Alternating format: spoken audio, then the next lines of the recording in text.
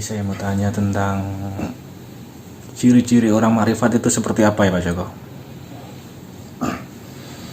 Ciri-ciri orang makrifat, kalau saya pribadi Mas, itu nggak bisa dititeni Mas, nggak ada ciri-cirinya. Nggak ada ciri-cirinya ya? Ya, soalnya saya punya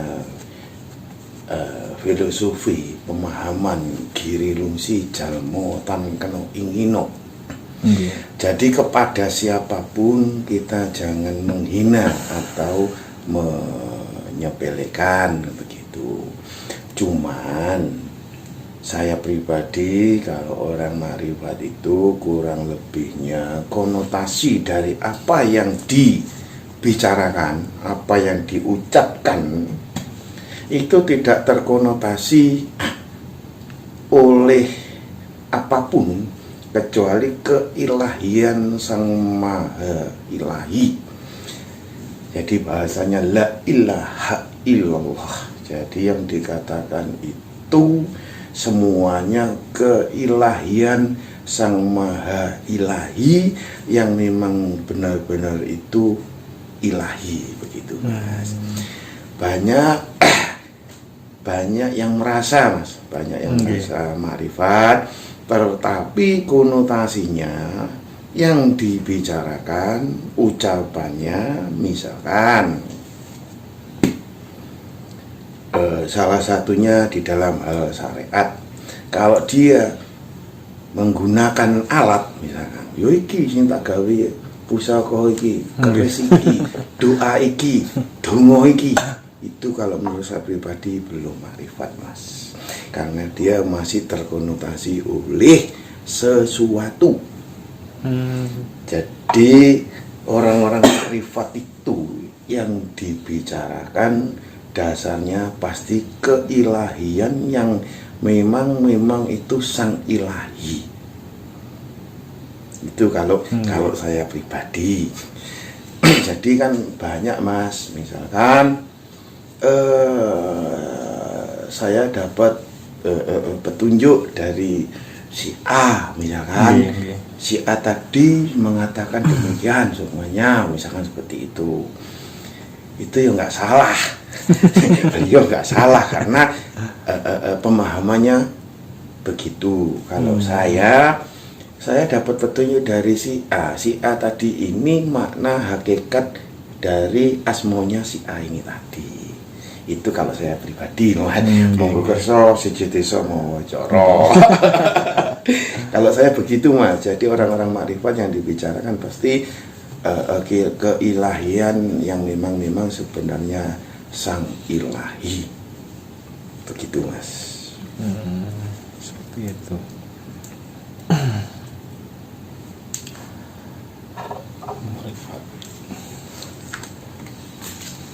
Jadi kalau masih terkonotasi oleh kebendaan, oleh apapun itu kalau menurut saya belum makrifat Mas.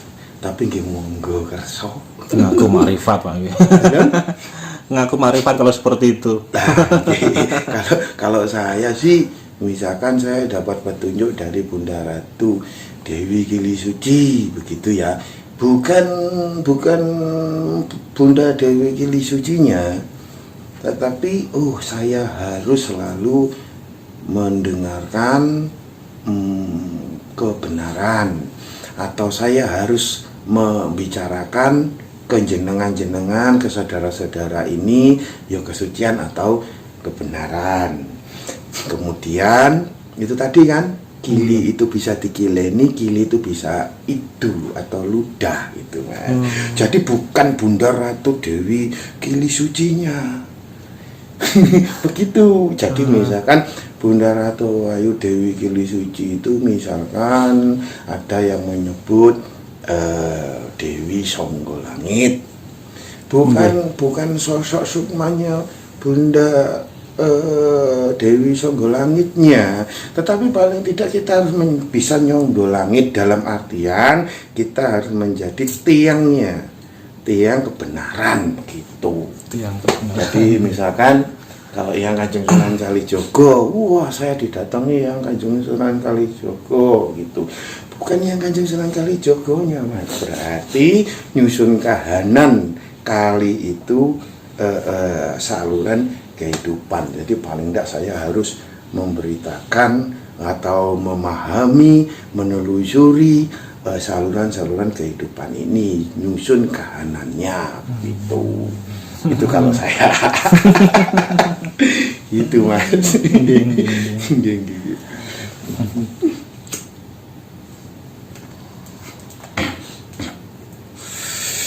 Kalau ini Pak Joko, ada orang berpandangan katanya surga neraka itu adanya di dunia ini Pak Joko. Itu kalau pandangan panjangan disebuti Pak. Oh nggih, Mas.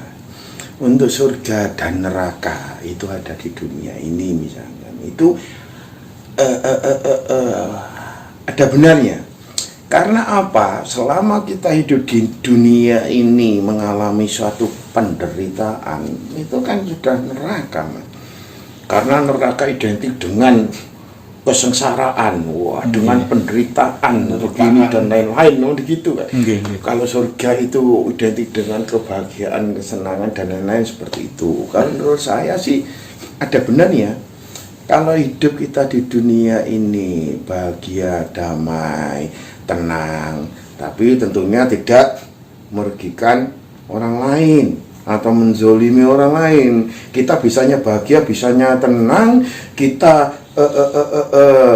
menzolimi orang lain, ya padahal percuma. Kita surga, bagi orang itu neraka gitu. Jadi kurang lebihnya surga dan neraka ada di dunia ini itu ada benarnya menurut mereka.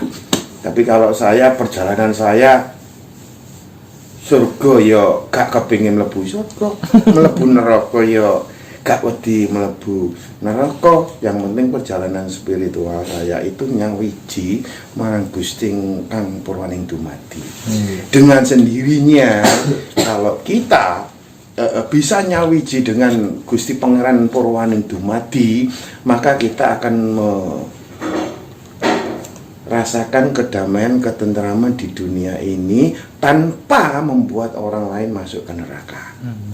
Begitu Mas. Tapi kalau kita ngomong surga dan neraka, kowe terlalu muluk toh Mas. Terlalu muluk, ora kesampluk pesawat piye gitu loh. Jadi paling tidak kita hidup di dunia bisa memberikan manfaat untuk orang lain, terlepas dari sosok manusia kita. Ada kekurangan yang perlu dibenahi. Tentunya kalau kita sudah nyawiji dengan Sang Maha Pencipta, maka zat sing maha sempurna nanti ini yang akan menyempurnakan. Begitu Mas. Kurang lebihnya. Jadi yang membuat orang itu selamat itu kelakuan atau sholatnya Pak ya? Betul Mas. Tetapi sebetulnya itu dharma, perbuatan baiknya Mas. Perbuatan baik Pak ya, yang paling utama. Kalau sholatnya kepingin didelok uang, pengen dilemu uang ya percuma Mas. Kita uang akeh, kita uang hebat. Tapi kelakuannya berdidate ngakali uang, caranya mesti halus, ngono-ngono kuwi. Mesti caranya halus ngakali uang.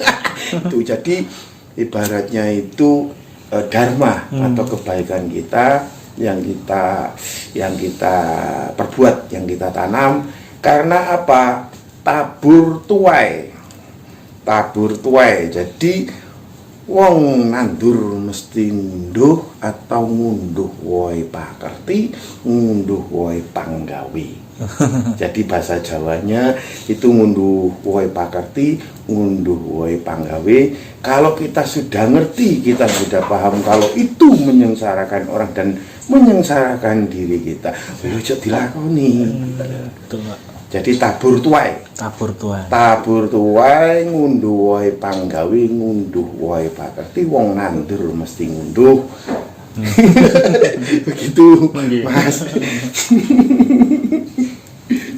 Bukan berarti banyak orang yang baik dalam artian amal, tapi ono pamrih kan modus. Nah itu ya yang tahu kan ya yang Maha Kuasa Mas. untuk menutupi kekurangannya, kelemahannya, sehingga dia kayaknya amal padahal modusi banyak. Jadi Mas Hendra kan konten Mas Hendra.